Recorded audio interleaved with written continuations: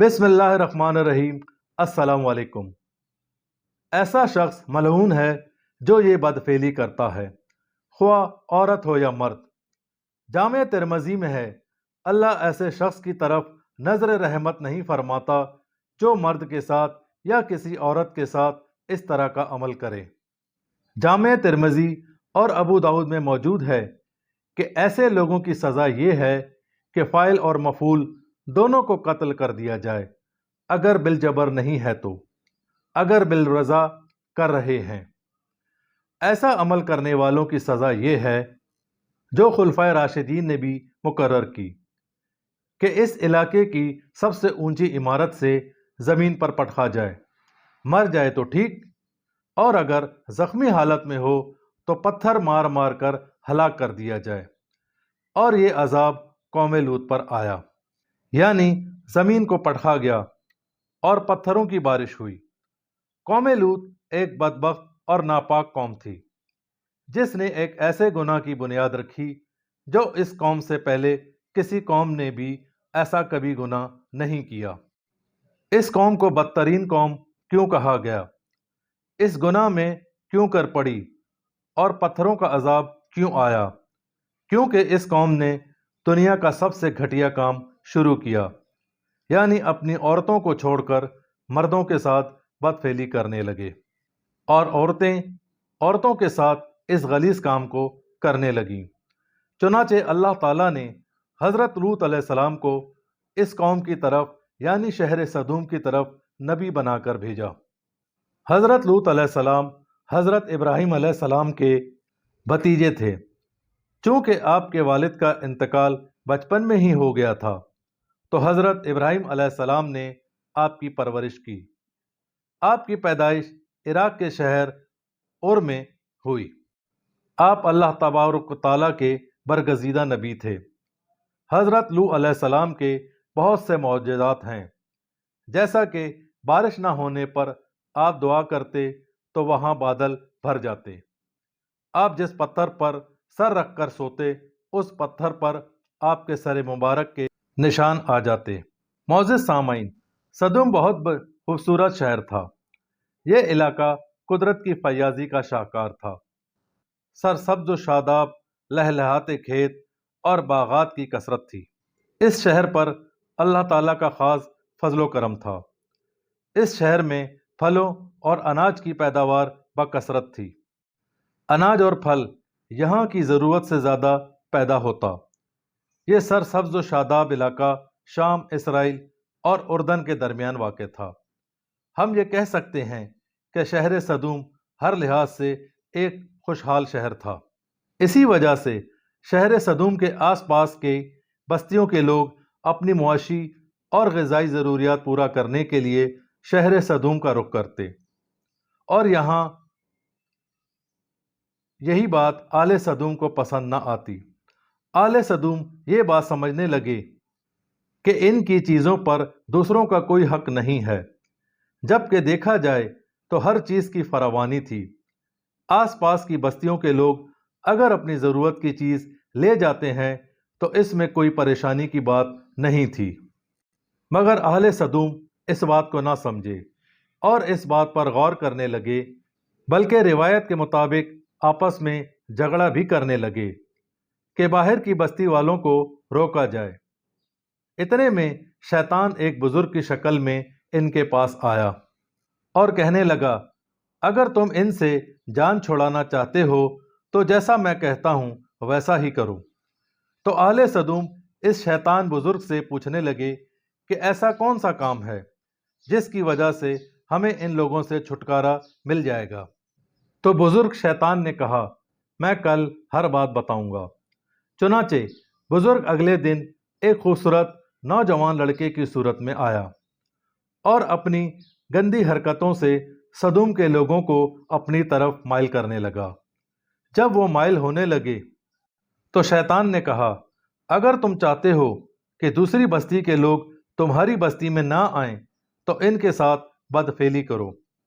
جب تم ان کے ساتھ زبردستی بدفعلی کرو گے تو اس طرح یہ لوگ تمہاری بستی میں آنا چھوڑ دیں گے۔ اس طرح شیطان نے اس قوم سے سب سے پہلے بدفعلی کروائی، جس کی وجہ سے مردوں سے بدفعلی اس قوم کا دستور بن گئی۔ اس گناہ کی ایسی عادت ہو گئی کہ شہر صدوم کے ہر گھر میں یہ گناہ ہونے لگا۔ حکمران سردار بھری محفل میں اس فحاشی کے کام کو کرتے، کوئی بھی محفل اس گناہ کے بغیر ادھوری تھی۔ جب دوسری بستی کے لوگ یہاں آتے تو یہ لوگ زبردستی اسے اپنا شکار بنا لیتے۔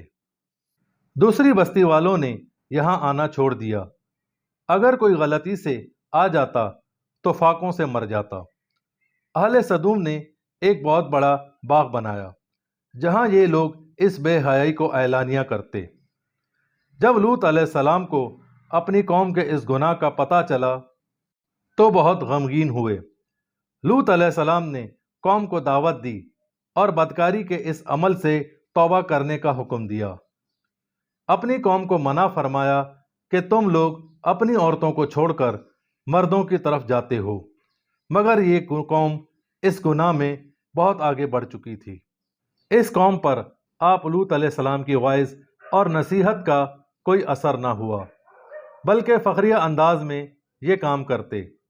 لوط علیہ السلام انہیں سمجھاتے رہتے، تم لوگ اس گناہ سے باز آ جاؤ، مگر یہ لوگ باز نہ آتے، اور لوط علیہ السلام کو برا بھلا کہتے، اور یہ کہنے لگے کہ ہمارے کام میں مداخلت نہ کرو، ورنہ ہم تمہیں اپنے شہر سے نکال دیں گے۔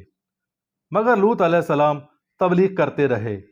آخر کار صدوم کے لوگوں نے لوط علیہ السلام سے کہا، تم ہمیں اللہ کے عذاب سے ڈراتے ہو، تم اگر اللہ تعالیٰ کے سچے نبی ہو تو ہم پر عذاب لے آؤ جس سے تم ہمیں ڈراتے ہو۔ چنانچہ ان پر عذاب الہی کا فیصلہ ہو گیا، تو اللہ تعالیٰ نے اپنے خاص فرشتوں کو خوبصورت نوجوانوں کی شکل میں دنیا کی طرف روانہ کر دیا۔ جب یہ فرشتے خوبصورت نوجوانوں کی شکل میں لوط علیہ السلام کے گھر پر مہمان بن کر آئے تو آپ لوط علیہ السلام فکر مند ہونے لگے کہ کہیں ان لوگوں نے انہیں دیکھ لیا تو ان کے ساتھ نہ جانے کیا سلوک کریں گے۔ مگر لوط علیہ السلام کی بیوی وائلا، جو حقیقت میں منافقہ تھیں، ان خوبصورت لڑکوں کو دیکھا تو اہل صدوم کے لوگوں کے پاس چلی گئی اور انہیں خبر دی کہ گھر پر بہت ہی خوبصورت نوجوان آئے ہیں، اور شہر صدوم کو اس بدفعلی کی دعوت دی۔ اس طرح صدوم کے لوگوں نے بدفعلی کا لوط علیہ السلام کے گھر کا محاصرہ کیا، اور لوط علیہ السلام کے بہت سمجھانے پر کہ اللہ سے ڈرو اور کہنے لگے کہ میری قوم کی لڑکیاں تمہارے لیے ہیں، مگر وہ نہ سمجھے اور گھر کی دیوار پر چڑھنے لگے، اور لوط علیہ السلام سے کہنے لگے کہ ان لڑکوں کو ہمارے حوالے کر دو۔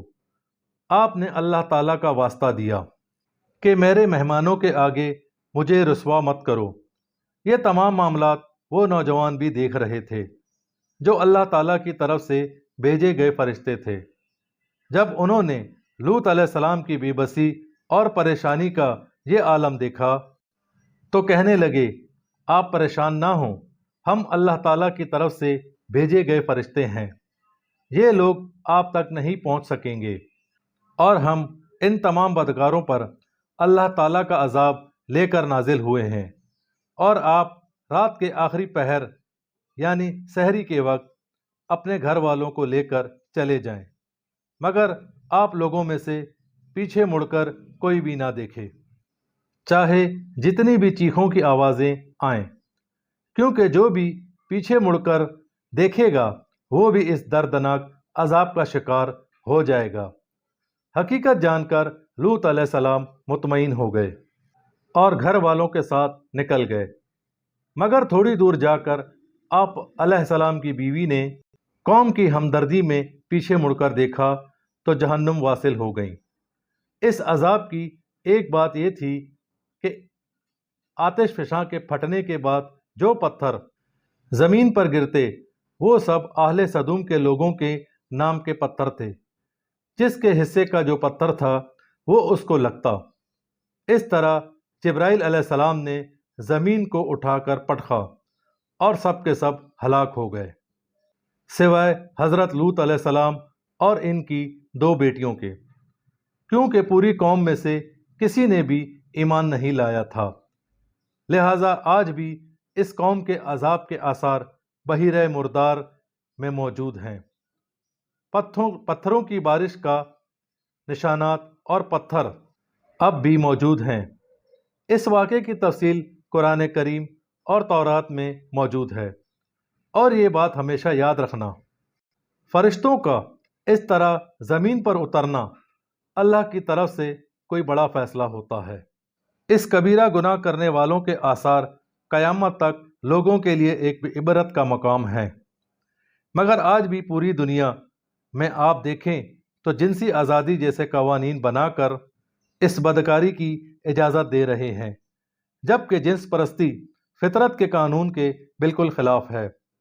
ये जानते हुए कि ये बस्ती आज भी मौजूद है इबरत के लिए, मगर फिर भी अजाब को दावत दे रहे हैं। लिहाजा हमें इनफरादी और इज्तिमाई तौर पर भी अल्लाह से अपने गुनाहों की माफ़ी मांगते रहना चाहिए। चैनल को सब्सक्राइब करें, वीडियो को लाइक करें और कमेंट्स बॉक्स में अपनी राय का इजहार ज़रूर करें।